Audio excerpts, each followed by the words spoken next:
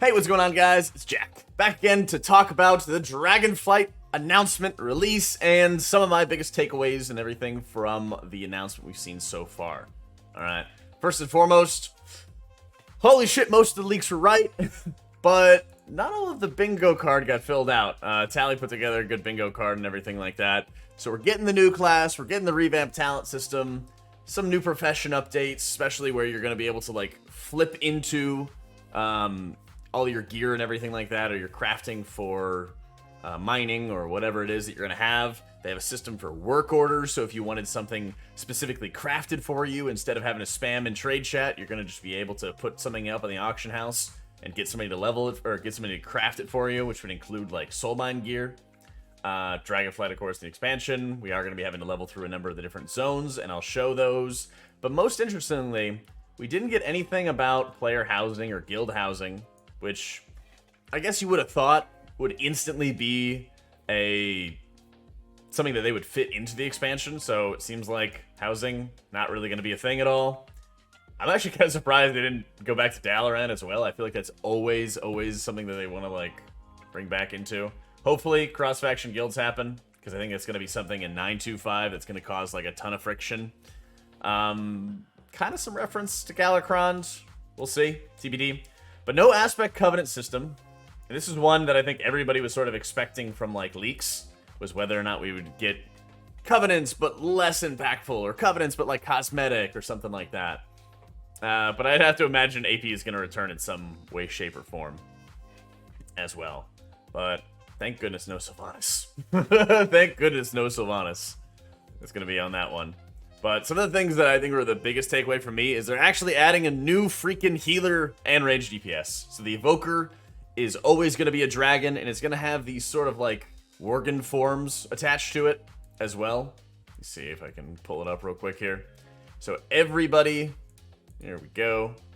So every Evoker is going to have their dragon, or is going to be a Drakthir. So kind of like a Worgen, you'll have your just regular people form, and then you'll transform into the dragon when you fight, when you attack. Oh yeah, also, there's a steel mount. Pretty fucking cool. Can't wait. Only $9.99 in the store. But for the Evoker, you have Devastation for DPS, range DPS. It's going to wear mail. And then it's going to be, I think it's called Preservation, that you're going to have for healing. So most notably, you're going to have, it's like blue and red Dragonflight powers for when you're going to be in the Devastation build. Which means that you have green and bronze for when you're actually going to be healing, which means you actually get some sort of time type of healing effect, but they didn't really elaborate on that at all. All they said was just timey-wimey, so maybe there's actually going to be some kind of Chronomancer type effect. It didn't really make any sort of reference to it being in melee at all, as you're doing any sort of healing with the way that Paladins or Mistweavers would be in melee to do a lot of output, so not sure if there's going to be some sort of, like, acceleration. You know, something like Flourish will extend your HOTS. I'm not sure if there's going to be something where it's like your HOTS are going to tick even faster for a certain period of time. It shows just kind of like a ranged efflorescence getting placed down. Well, regular efflow is already ranged as is. But otherwise, they really did not show a lot. They only showed a couple different abilities, so it really shows that there is going to be a lot of work to be able to get done. These are some of the screenshots that WoW has provided. But also, they are revamping the talent system. And this looks like a whole big mess, and we were talking about quite a bit of it on stream, how we think it's going to work. But there's a couple of these different hexagons, and I'll blow it up a little bit more here. There's a couple of these different hexagons that you're seeing that have some sort of extra arrows. And they even had one of the screenshots where it came to Convoke, where you're able to choose Convoke, or you're able to choose Incarn for Druid. So it seems like you have some of these things on the left side, like NS or Trank, that you'll just automatically unlock as you fill out a number of talents. Because it'd be really weird to have to spend a talent point to get, like, Tranquility. Same thing on the left side, it'd be weird if you had to, like, burn a talent point instead of, like, a damage or healing increase. You'd have to do it to get Rebirth. I don't think that's going to be the case. I'm pretty sure it's just, you automatically unlock this once you put in 20 talent points or something along those lines.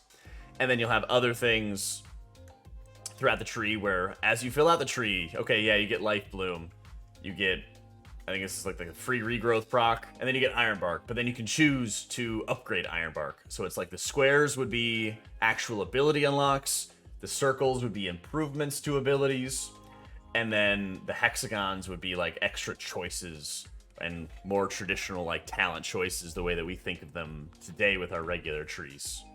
I think that's how it's supposed to work, because if I'm not mistaken, there's like 7 talent options, or 7 talent slots that we have today. So you get 1, 2, 3, 4, 5 right here.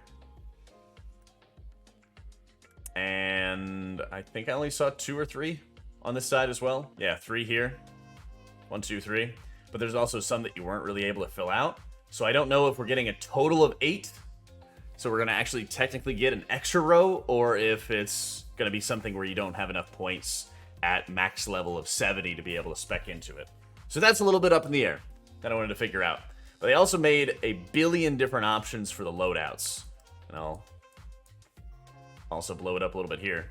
The way when they showed the loadouts and being able to like save the loadouts, this guy had like 7 different options that they had on hand for the different loadouts. So hopefully you won't have to like totally reinvent the wheel or totally spend all kinds of time and references and everything like that to be able to figure it all out. You should be able to like load into it more easily. Just quickly flick on, you know, like a tome or something, and then select your loadout at will, and then you'll be chilling. So that looked like a massive, massive improvement from what we've already had to deal with prior. But oh my god, that sounds like it's going to be super complicated. When I talked about professions, they said, oh yeah, you're going to quickly be able to like switch into the gear the second that you hit a mining node, but you're also going to have these extra sort of work orders where if you want something specifically crafted for you, I know this is a blurry ass screenshot, you would be able to put all of your materials or reagents, put them up on the auction house, and say, hey, somebody craft this thing for me, and then they'd be able to fill it in and craft it for you. But it is kind of interesting as well, because I don't know if they're going to have like a variable sort of tip for it or what. But that seems like it'd be such a massive, massive convenience. They also started talking about crafting tables. There's a lot of like references to like New World crafting that they were bringing out just to make things, I suppose, simpler. But I wonder how much crafting gear is actually going to have like a large impact, because they kept talking about that over and over and over again, but it's very much irrelevant if you're still just going to raid an M+, and that's going to be all the gear that you want to get. Like, maybe it'll be good for getting an alt up to speed or something like that. But what I hope that it means, what I really hope that it means, as we go back to our little bingo board, is what if they started making it have to be a little something similar to Final Fantasy's min eye level. So what they do in Final Fantasy is, like, at the beginning of a new tier, most of your best in slot before you go into the raid is crafted gear. So maybe that could be something that they could do to really push professions again, is make some of your like pre-raid gear crafted, just to be able to kind of push people in that direction. Or every single tier you're able to have like further upgrades for the next tier, so that you may not have your best gear be crafted for like the second tier. You might still want to have like the mythic gear from like the first tier, but maybe the second tier you'd have some upgrades so that people coming back to the game would be like pretty close to that sort of setup, and that could be pretty good. But overall, I feel like there was a number of different ways that they didn't overpromise or sort of overcommit and everything like that when it came to like endgame systems or some of like the larger ideas that we had. It seems like super, super ambitious for how they're going to be able to build out the new class. Of course, they made the announcement for like Wrath of the Lich King. They also had the dragon riding, where you're going to be able to sort of have flying at the beginning of the expansion, but it seems a little bit more like Buzz Lightyear falling with style. Or, God, what was it, like when you had the wings in Super Mario, but they were all about gliding, so you never really got to go even higher than the point that you were already at. You could sort of just glide a little bit and have a bit of momentum to move around. That's the way it sort of seems to me that it's going to be. Which also means, well, in my mind, that I don't think you're really going to have like a Flight Master whistle or anything. They're going to like really, really push the dragon riding, where you're going to be able to get any sort of Drake that you want, any sort of customization that you want, and a lot of early endgame system would be about getting different upgrades for it, customizing the appearance, what did they say? Fighting against exhaustion and the pull of the earth. Soar above the Dragon Isles. Continue to improve at max level by hunting down ancient glyphs and advancing the skill tree. You can conquer additional challenges all over the Isles to unlock even more customization options. So maybe there's going to be a number of different sort of currencies, like aspect power or something like that, to control your little glider friend. Maybe. They also had some really, really good screenshots of the different zones. There is going to be the new capital city in Thaldraxxus. But so far, they talked about, what, 5 different zones? Yeah. Actually, technically that 5th zone is going to be the starter zone for the Drakthir for the Evoker class, the Forbidden Reach. So I'm not sure if you're actually going to have any other endgame leveling there. But Thaldraxxus looks to be the one that was going to be the, like, real endgame zone they would have. And they have, like, the capital city and everything like that, where all 5 of the dragon aspects would sort of come together. So, pretty hype about that. But I would say, like, my biggest takeaways about what I missed or really wanted for the game system was no player housing, for one. Really, really sad that there's no reference whatsoever to player housing. I liked how they started talking about the glyphs for, like, the dragon riding. Hunting down ancient glyphs to advance the dragon riding skill tree. But I'm also pretty disappointed that there wasn't anything for other classes having new sort of animations or new spell animations. Because it seems like the glyph system that we've had, whether it's like changing the color of your penance or changing the color of your shackle undead to make them cooler looking, has just so much potential to be able to change things around and, I don't know, kind of make it a little bit more interesting. And a couple of different other updates that they have. But all this stuff is on their website in terms of like the gliding and being able to maneuver around the Isles. There's like a good mix of like Grizzly Hills or Mist of Pandaria in terms of like how lush and green and even some of the good fall weather that we had out of some of the areas in Northrend. So that stuff's going to be great. They have some new updates to the user interface. So you can properly move everything, make things more minimalistic, not have to have a billion add-ons, which would be amazing. So I don't have to clog up my system with a billion add-ons anymore. I wish they would show something about nameplates, though. Otherwise, new level cap, new raid, new dungeons, all that other fun stuff. It looks like the first sort of raid that we're going to have is going to be a lot more elemental focused. And otherwise, the story hasn't really gone into any sort of like deep end of, oh my god, the great cosmic threats we have to worry about. It's like, okay, let's go help some dragons out. Gonna help some dragons out and everything like that. Now, we are very hyped, Sally. We are very, very hyped for the new expansion. But I don't know. They haven't really given it a release date. They don't have pre-orders open, because if they open up pre-orders, then they would have to give some sort of end release date, which seems to me that maybe they're not 100% sure they're going to be able to deliver by 2022's end. Especially with the new Season of Mastery, Season 4 and everything like that. It seems like they're kind of giving themselves some leeway so that if they wouldn't be able to meet the holiday launch by the end of the year, that they can say, oh, well, we never gave you a date to begin with.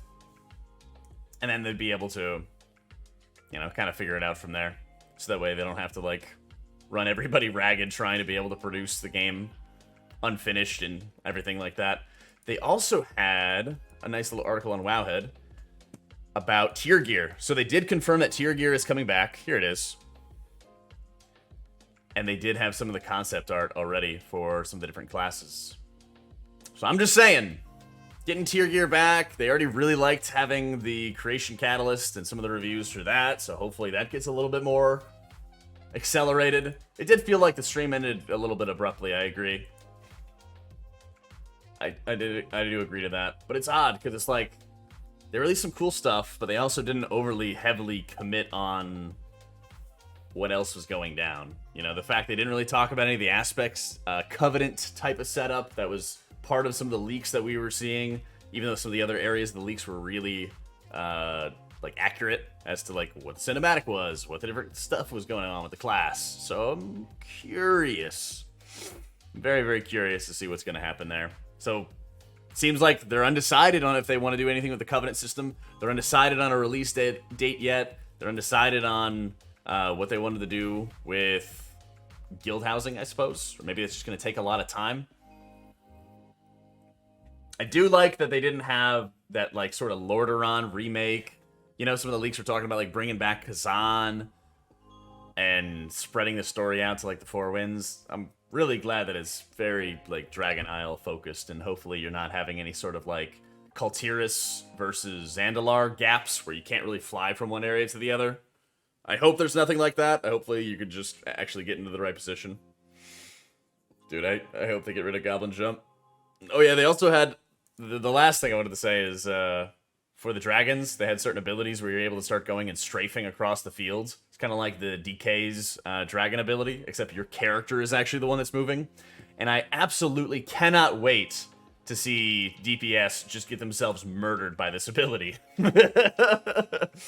Just, like, strafe across the M+ dungeon and then just get, like, destroyed and shot down by a frontal. I'm just saying. That's gonna be hilarious. Unless they make it like Blade Dance, where it's kind of like a dodge or immunity, the way that it was when it first came out in Legion. We'll see. Anyway, that's it for me, guys. Let me know what you guys were really enjoying about Dragonflight. If you have any other questions or things we want to cover, if they start doing some more interviews or some more deep dives, we'll also make some more videos and updates about that as well. But that's it for me. That's all we've seen so far, and we'll have some more updates when they start talking some more about alpha release, beta opt-ins, all that other fun stuff. All right? Thank you so much for watching. Hope you all enjoyed it. Catch y'all next time.